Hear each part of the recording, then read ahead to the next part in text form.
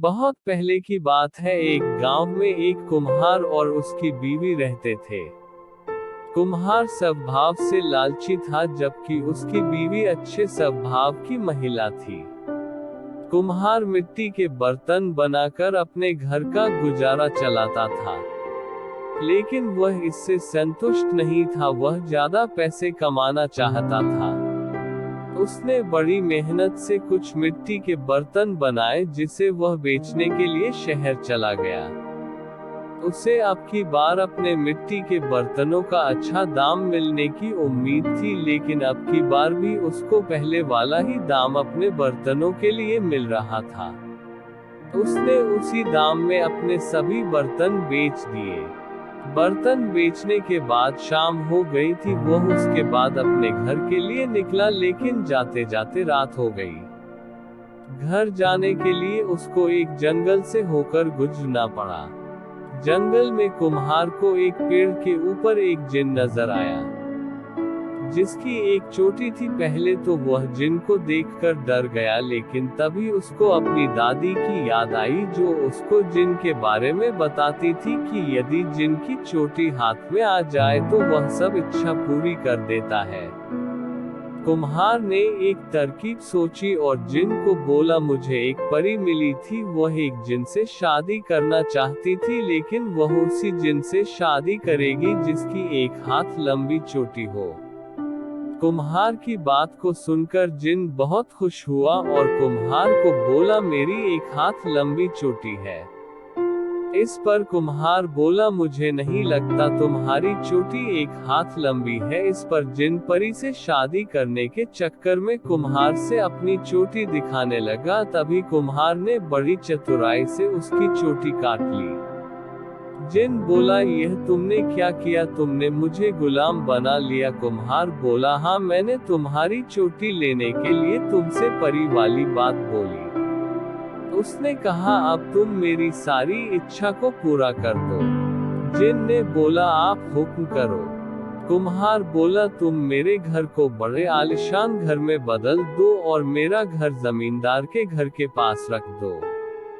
जिन ने ऐसा ही किया। उसका घर जमींदार के घर के पास रख दिया और उसका घर जमींदार के घर से भी अच्छा हो गया।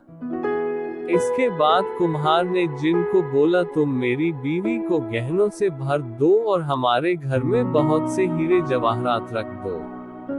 जिन ने ऐसा ही किया। जब कुम्हार ने घर जाकर देखा तो वह बहुत खुश हुआ। कुम्हार ने घर जाकर अपनी बीवी को सारी बात बताई। कुम्हार की बीवी को किसी को कैद करना अच्छा नहीं लगा। कुम्हार ने जिन की चोटी को एक घर के एक बर्तन के अंदर छुपा दिया। इसके बाद कुम्हार और उसकी बीवी के दिन पूरी तरह से बदल गए। जमींदार की बीवी और अन्य गांव की महिलाएं कुम्हार की बीवी के गहने देखने के लिए आने लगे। कुछ दिनों के बाद दिवाली आने लगी तो कुम्हार की बीवी कुम्हार को घर की साफ सफाई करने को बोलने लगी। कुम्हार ने कहा, हमको घर की साफ सफाई करने की क्या जरूरत है, हम यह जिन से करवा सकते हैं। इसके बाद उसने ताली बजाई और जिन हाजिर हो गया। कुम्हार ने जिन को पूरे घर की सफाई करने को बोला। इसके बाद जिन घर की सफाई करने लगा। जिन से सफाई करते हुए वह बर्तन गिर गया जिसमें जिन की चोटी थी। जिन ने चोटी को उठा लिया। कुम्हार ने उसको यह करते हुए देख लिया। कुम्हार ने चोटी मांगी, लेकिन जिन इतना बेवकूफ नहीं था। उसने कुम्हार को चोटी नहीं दी और बोला, तुमने चालाकी से मेरी चोटी लेकर मुझे गुलाम बना लिया था, लेकिन अब मैं तुम्हारी जो पहले हालत थी वही हालत कर दूंगा। यह कहकर जिन ने कुम्हार का घर वैसा ही कर दिया जैसा पहले था और उनके सारे गहने भी ले लिए। कुम्हार इससे बहुत दुखी हो गया। कुम्हार की बीवी बोली, आपके हाथ में बर्तन बनाने का हुनर है, आप फिर से बर्तन बनाइए।